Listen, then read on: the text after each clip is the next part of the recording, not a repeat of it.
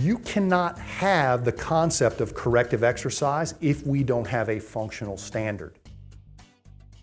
Anybody who's talking about corrective exercise who hasn't sought the cut point, do you know clinically how much single leg stance you're supposed to have? The physical therapy journals have already outlined this. What's normal? If you don't know, then why are we training single leg stance? You could know in 4 minutes on Google what is average and acceptable functional single leg stance. But if you don't, I walk up behind you, you're training somebody's single leg stance.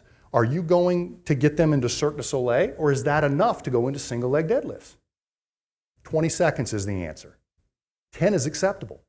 What you should be marking is there a big left-right discrepancy, and how bad does it get when they close their eyes? When they close their eyes, it should get about half as good as it was with their eyes open. And if it goes downhill really quickly, they're relying on their visual system to balance because they can't hear what their ankle, their glute, and their knee is telling them. That could be a flexibility problem. How can that be a flexibility problem? The more range of motion you have, even though I'm not using my ankle mobility in this standard, if my ankle moves freely, the receptors work better.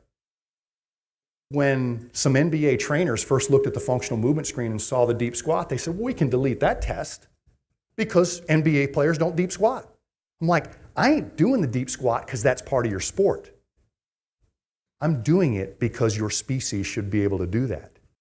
It doesn't demonstrate if you're a good squatter or not. It demonstrates to me that in this pattern, your core stabilizes and you've got no restrictions in your ankle, knee, or hip. Whether you do a deep squat in your sport or not is immaterial.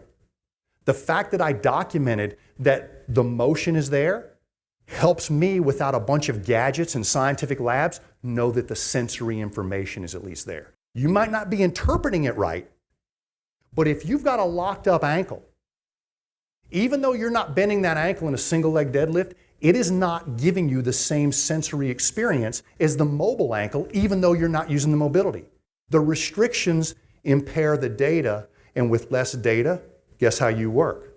Less efficiently and less effectively. So the whole concept behind mobility in the functional movement screen is not necessarily so everybody has perfect mobility.